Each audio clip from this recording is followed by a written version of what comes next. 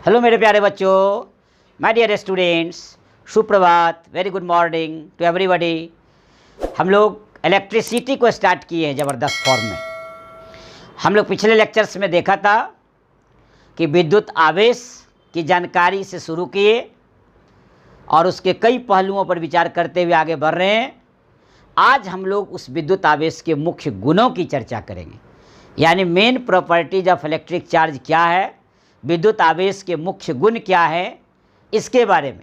जैसे पहले से रटे हुए हम लोग समान आवेश एक दूसरे को प्रतिकर्षित करेगा और समान आवेश आकर्षित करेगा।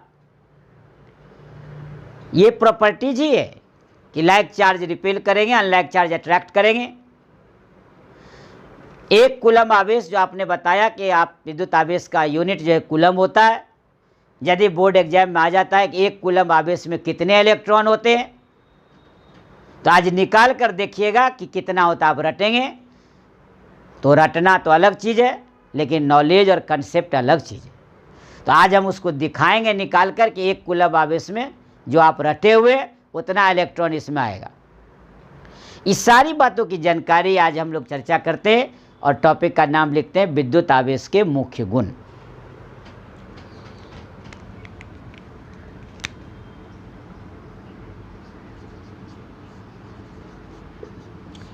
विद्युत आवेश का मुख्य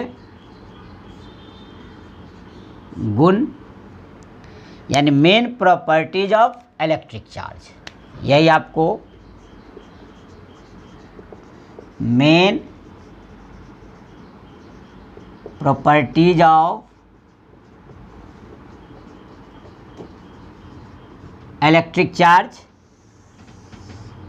विद्युत आवेश के मुख्य गुण, इसकी चर्चा करेंगे। देख लीजिए, फर्स्ट पॉइंट लिखते हैं। पहला, समान आवेश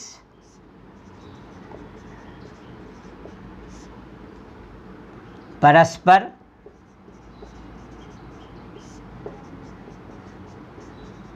प्रतिकर्षित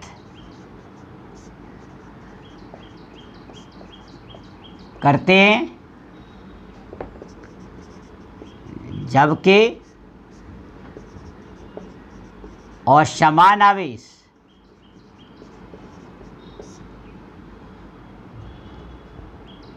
एक दूसरे को परस्पर आकर्षित करते हैं। क्लियर हो गया? पॉइंट समझ में आ गया होगा। समान आवेश लाइक चार्ज परस्पर प्रतिकर्षित करते हैं और जबकि असमान आवेश एक दूसरे को आकर्षित करते हैं। मैंने पिछला ही क्लास में बताया था, लेक्चर में बताया था कि आवेश दो ही प्रकार के होते हैं, या तो पॉजिटिव या निगेटिव, या धन आवेश या ऋण आवेश। तो कहता है लाइक चार्ज यानी दोनों पॉजिटिव। मान लेते हैं ये दो बॉडी है, ध्यान से देखिए आप, एक ये है और एक ये है। तो एक पर पॉजिटिव है, इस पर भी पॉजिटिव है। दोनों को हम एक दूसरे के पास लाते हैं तो नहीं सटेगा, वो रिपेल कर देगा, प्रतिकर्षित कर देगा, इस तरह से छितरा जाएगा। इसी को बोलते हैं। मान लेते हैं दोनों निगेटिव को लाते हैं, तब भी वो एक दूसरे को रिपेल करेगा, छितरा जाएगा। लेकिन एक पॉजिटिव और एक निगेटिव को दोनों को आपस में लाते हैं तो सट जाएगा, आकर्षित करेगा, अट्रैक्ट करने की प्रॉपर्टी रखेगी। जैसे आपको हम बताया था पिछले लेक्चर्स में कि सूखा कंघी में, आप सूखे बाल में सूखा कंघी से बार बार रगड़िए और रगड़ने के बाद कागज़ के छोटे छोटे टुकड़ों के पास ले जाइए। क्या करता है? टुकड़ा को आकर्षित कर लेता है कंघी। इसका क्या मतलब कि सूखा बाल में आवेश जो उत्पन्न हुआ और कंघी के साथ, तो कंघी में निगेटिव आ गया और बाल में पॉजिटिव आ गया। ये हम बताए थे पिछले लेक्चर्स को, देखिएगा आप, हर कुछ नज़र आ रहा होगा।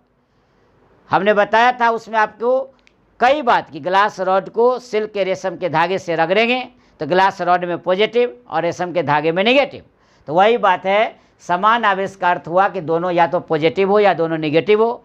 यदि आपस में एक दूसरे के पास लाते हैं तो रिपेल करेगा, प्रतिकर्षित करेगा। और असमान आवेश का मतलब आइदर पॉजिटिव और निगेटिव, एक पॉजिटिव होगा और एक निगेटिव होगा। ऐसी स्थिति में दोनों एक दूसरे को अट्रैक्ट करेगा। अब आते हैं पॉइंट नंबर 2। पॉइंट नंबर 2 है, ध्यान देंगे आप,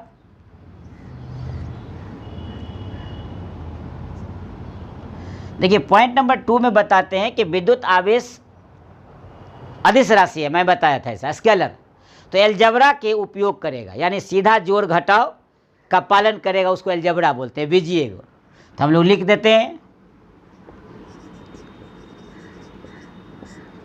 विद्युत आवेश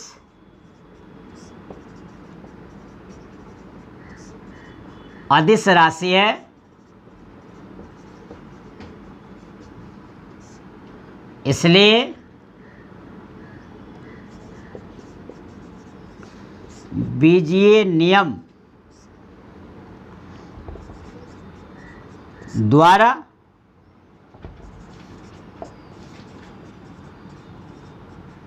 इन आवेशों को संयोजित किया जाता है। जैसे देखिए उदाहरण दे देंगे तो ज़्यादा समझ में आया। जैसे देखिए +2Q प्लस -3Q -4Q और +8Q। Q मतलब चार्ज, याद होगा चार्ज को Q से लिखते हैं। अब आप जोड़िए इसको, देखिए 3 और 4 माइनस में है तो जुट के 7 हो गया 7, और ये 2 और ये 8 है तो 10 हो गया। तो 10 में से जब 7 चला जाएगा तो ये रिजल्ट क्या हो गया, प्लस में आ गया 3Q। इसी को बोलते हैं अलजबरा की तरह। दूसरा देखिए, मान लेते हैं +4Q +3Q ±9Q मान लेते हम लिख दिए। अब इसको ऐड कीजिए, 4 और 3 को जोड़ेंगे 7, और 7 में से 9 जाएगा -2, इसका अर्थ हुआ यहाँ -2Q। इससे क्या पता चला कि चार्ज को हम जोड़ेंगे तो पॉजिटिव भी हो सकता है रिजल्ट, और चार्ज को जोड़ेंगे तो नेगेटिव भी हो सकता है, लेकिन तीसरा कुछ नहीं होगा, या तो पॉजिटिव होगा या नेगेटिव होगा। तो अलजबरा के द्वारा इनको जोड़ा जा सकता है, यानी विद्युत आवेश अदिश राशि है, इसलिए बीजीय नियम द्वारा इन आवेशों को संयोजित किया जाता है, यानी आराम से इसको हम लोग जोड़ के या तो पॉजिटिव में या निगेटिव में दिखा सकते हैं। जैसा जोड़ होगा वैसा जोड़ देंगे, जैसा घटा होगा घटा हो जाएगा। क्योंकि वेक्टर क्वांटिटी में रूल अलग होते हैं, उसके नियम जोड़ने का अलग तरीका होता है, जो आप 11th में जाते हैं अटैक करेंगे उस पर वेक्टर एनालिसिस में। लेकिन अभी आप इस बात को समझिए कि मैं क्या बता रहा हूँ, अलजबरा की तरह इसको जोड़ा जा सकता है। अब देखिए पॉइंट नंबर 3 आता है हम लोग। पॉइंट नंबर 3 में हम लोग आते हैं, किसी बॉडी में कितनी मात्रा में चार्ज उपस्थित है, how much charge contained in the body. मान लेते ये बॉडी है, इसमें कितनी मात्रा में चार्ज है, इसका तो पता लगाना कठिन है। तो हम लोग क्या करते हैं, कोई ना कोई फार्मूला लगाना पड़ेगा, तब तो निकलेगा। जैसे सपोज कि फोर्स के बारे में, क्योंकि आप 8वां में पढ़े, 9वां में पढ़े, तब 10वां में आए, तो आप उसमें फोर्स में क्या कहते हैं, धक्का या खिंचाव को बल कहते हैं। क्या बोलता है लोग, धक्का या खिंचाव, पुश या pull. Force is an external effort in the form of push और पुल। बाहरी प्रयास है, धक्का दे दीजिए या अपनी ओर खींच दीजिए, उसको अब आप बल कहते हैं। लेकिन कोई पूछे कितना धक्का दिया, कितना खींचा, तो वहाँ नहीं कह पाते हैं आप, बल का मात्रक न्यूटन है।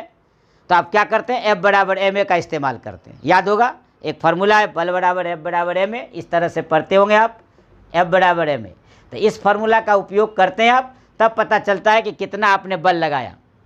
वही बात यहाँ है कि आपने कितना चार्ज उपस्थित है किसी बॉडी में, इसका पता लगाने के लिए आप एक फार्मूला यूज करते हैं, उसका नाम है Q = Ne। यानी कहने का मतलब है कि विद्युत आवेश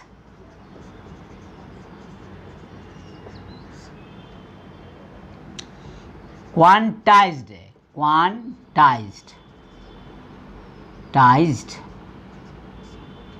क्वांटाइज्ड, ध्यान रखिएगा।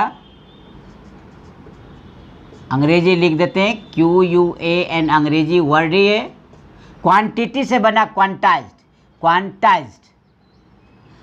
तो विद्युत आवेश क्वांटाइज्ड है, अर्थात किसी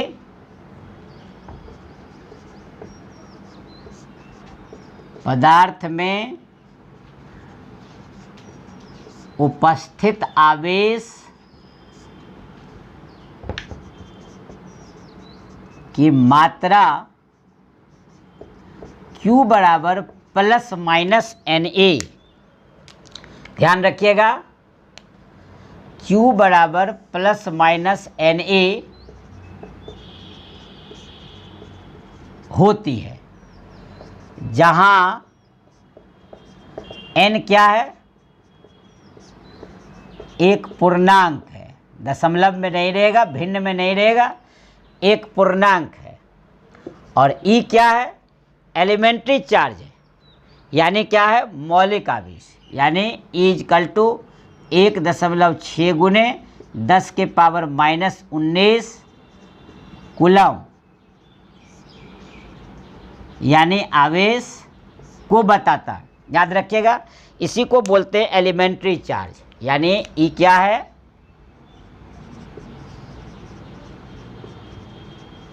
एलिमेंट्री चार्ज, मौलिक आवेश, यानी एक तरह से ये बेसिक चार्ज है, एलिमेंट्री चार्ज है। लिख दिए हम, E का वैल्यू फिक्स है, ये मान बदलेगा नहीं, इतना ही लिखना आपको, 1.6 इंटू 10⁻⁻19। याद हो, एक ज़माने में मैं आपसे बात किया था तो आपको मैं बताया था कि प्रत्येक इलेक्ट्रॉन पर भी इतना ही आवेश होता है और प्रत्येक प्रोटॉन पर भी इतना ही आवेश होता है। फर्क क्या है कि इलेक्ट्रॉन रहेगा तो ऋण आवेश और प्रोटॉन रहेगा तो धन आवेश, लेकिन वैल्यू में अंतर नहीं आएगा। 1.6 इंटू 10⁻⁻19 कूलम आवेश, याद रखेंगे E का वैल्यू।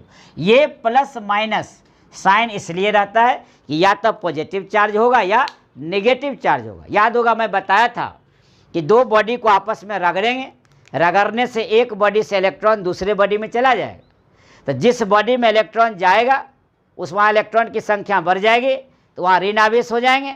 जिस बॉडी से इलेक्ट्रॉन निकलेगा वहाँ इलेक्ट्रॉन घट जाएगा, प्रोटॉन बढ़ जाएगा, तो वहाँ पॉजिटिव हो जाएगा। इसलिए एक साथ दोनों, यानी रगड़ेंगे तो एक में इलेक्ट्रॉन बढ़ेगा तो नेगेटिव, एक इलेक्ट्रॉन घटेगा पॉजिटिव, इसलिए यहाँ प्लस और माइनस दोनों साइन दिखाया जा रहा है। या तो पॉजिटिव होगा या निगेटिव होगा, कुछ नहीं कह सकते कि सिर्फ पॉजिटिव होगा, ऐसी बात नहीं है।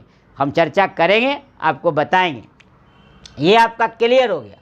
अब देखिए नंबर 4, यहाँ पर एक छोटा सा, यहाँ पर फॉर एग्जाम्पल एक दे करके आपको हम समझा दें तो ज़्यादा क्लियर हो जाएगा। जैसे एक कूलम आवेश में कितने इलेक्ट्रॉन होते हैं, देखिए 1 कूलम आवेश में इलेक्ट्रॉन की संख्या कितनी होती है। देखिए क्वेश्चन डाल दिए, इलेक्ट्रॉन की संख्या कितनी होती है। देखिए एक सवाल डाल दिए, एक कूलम आवेश में इलेक्ट्रॉन की संख्या कितनी होती है। आपको संख्या निकालना यानी n का वैल्यू निकालना, तो हम लोग क्या करेंगे, देखिए यहाँ पर सॉल्यूशन, देखिए Q बराबर Na, ध्यान दीजिए Q की जगह एक कूलम आवेश है, n निकालना है और E का वैल्यू 1.6 इंटू 10⁻⁻19 हम बोले थे, लिखें। अब n चाहिए आपको, n को फ्री कर लीजिए, 1/1.6 इंटू 10⁻⁻19, इसको सोल्व करेंगे, इसको दशमलव को उड़ा कर लीजिए 10, अब बाई 16, ये क्या हो गया, 10 के पावर माइनस जो था वो ऊपर गया तो क्या हो गया प्लस, एक और इसमें से ले लीजिए तब भाग देने में आसान होगा, 16 इंटू 18 भाग दीजिए इसको आप, क्लियर। तो देखिए n का वैल्यू निकल गया 6.25 इंटू 10⁻18। इसका अर्थ हो गया कि एक कूलम आवेश में कितने इलेक्ट्रॉन हो गए, तो देखिए 6.25 इंटू 10 के पावर 18, देखिए भाग दीजिए, 16 छक्के 96, 4, 16 दूना 32, 8, 16 85, तो 6.25 गुने 10 के पावर 18, यानी इलेक्ट्रॉन की संख्या क्लियर हो गई। ऑब्जेक्टिव में टेस्ट में जहाँ भी रहेगा मार देंगे। देखिएगा बोर्ड एग्जाम में कई बार आपको पूछा गया क्वेश्चन है, क्वेश्चन बैंक में मिलेगा कि एक कूलम आवेश में इलेक्ट्रॉन की संख्या कितनी होती है, तो जवाब दे दिया 6.25 इंटू 10 के पावर 18 होती है। तो ये क्यों बराबर है, नहीं समझ में आ गया होगा। हम अगला पॉइंट लिखते हैं नंबर 4, फिर बाद में आपको बताएंगे सवाल। अब हम लोग नंबर 4 प्रॉपर्टीज देखते हैं, चौथा प्रॉपर्टीज। कहता है विद्युत आवेश संरक्षित रहता है, विद्युत आवेश संरक्षित, संरक्षित है, इसको अंग्रेजी में बोलते हैं कंजर्व्ड, विद्युत आवेश संरक्षित रहता है। इसका अर्थ समझ में आ गया होगा। रफ यूज में, अपभ्रंश शब्द में, बोलचाल की भाषा में ये जो कंजर्व देख रहे हैं आप, इसको लोग बोलता है कंजर है। क्या कहता है लोग? कंजर है, कंजर। यानी 10 रुपया पॉकेट में लेके आया था, 10 रुपया लेके घर वापस चला गया। इससे ये हो गया कि पॉकेट में 10 रुपया लेके आया और 10 रुपया लेके चला गया, इसका मतलब कंजर है, कहीं खर्च नहीं किया। उसी को हम लोग अच्छे से बोलते हैं कंजर्व्ड है, मतलब संरक्षित है, न नाश हुआ और न उसमें वृद्धि हुई। तो ऐसे को कंजर्वेशन, यहाँ चूँकि रुपया का था तो कंजर्वेशन ऑफ मनी हुआ। यहाँ विद्युत आवेश का बताना है कि विद्युत आवेश संरक्षित रहता है, इसका मतलब इलेक्ट्रिक चार्ज इज कंजर्व्ड। तो कैसे? यदि कोई न्यूक्लियर ट्रांसफॉर्मेशन हम दिखा दें, ऐसा कोई दिखा दे कि कोई रिएक्शन होता है, नाभिकीय अभिक्रिया होती है या किसी तरह का क्रिया होती है, तो क्रिया होने से पहले का कुल आवेश वह न्यूक्लियर रिएक्शन के बाद के कुल आवेश के यदि बराबर रहे, आवेश में कोई परिवर्तन संख्या में न हो, तो क्लियर कह दिए कि विद्युत आवेश संरक्षित है, यानी कंजर्व है। तो इसको एक एग्जाम्पल दे दीजिए तो और क्लियर हो गया। जैसे आप देखिए, फॉर एग्जाम्पल ये यूरेनियम है 92 से 235, ध्यान से देखिएगा, एक न्यूट्रॉन से इसको बम्बार्डमेंट करा दिए। यूरेनियम है नाभिक जिसका परमाणु संख्या है 92 और द्रव्यमान संख्या है 235, उसको एक न्यूट्रॉन से हम बम्बार्डमेंट करा दिए, यानी आघात करा दिए। 2 नया न्यूक्लियस बन गया, बेरियम और क्रिप्टन। 3 न्यूट्रॉन इसमें से अलग से निकला और काफ़ी मात्रा में एनर्जी, ई फॉर एनर्जी, ये जो आप देख रहा है ये आपका एनर्जी है, यानी लिख ही देते हैं हम एनर्जी, क्लियर। तो ये एनर्जी काफ़ी मात्रा में रिलीज हो रहा है, ध्यान से देखेंगे आप। ये जो आप देख रहे हैं बेरियम और क्रिप्टन 36, 94 और 56, 139। देखिए अब यहाँ जो बन गया वो सामने क्लियर है आपको। तो क्या करना है, नीचे वाले देख लीजिए आप, ये तीर है एरो, एरो से पहले कुल चार्ज कितना, नीचे वाले चार्ज होते हैं, ऊपर वाले मास होते हैं। ये सब सीखिए, 10वां क्लास में सीखा हुआ होगा ही पहले आपको, इसलिए कि आप 9th में पढ़े थे चार्ज और मास। तो देखिए अभिक्रिया से पहले, क्रिया से पहले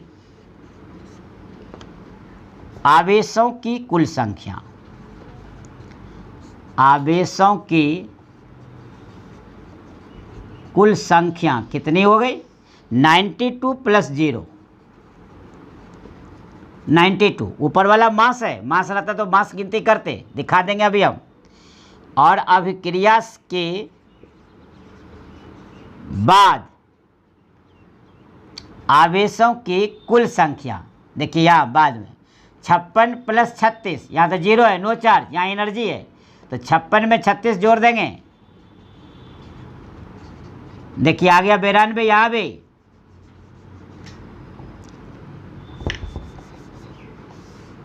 देखिए, यहाँ भी आ गया 92, ध्यान दीजिए आप। तो आपने क्या देखा कि अभिक्रिया से पहले भी संख्या इतना और अभिक्रिया के बाद भी इतना, इसका अर्थ है कि चार्ज संरक्षित हो गया। अतः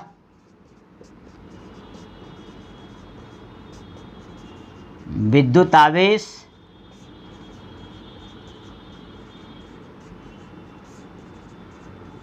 संरक्षित है।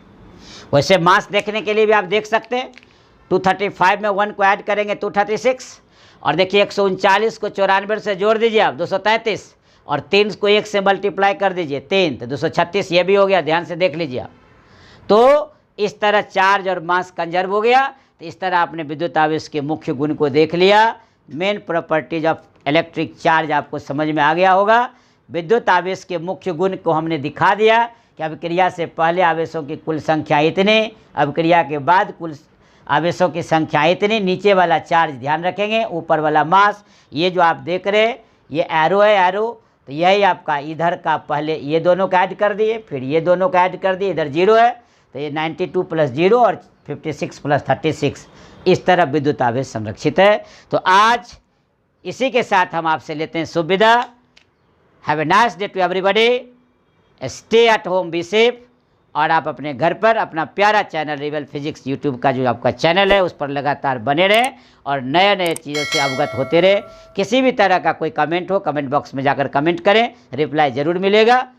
अगले आते हैं अगली क्लास में।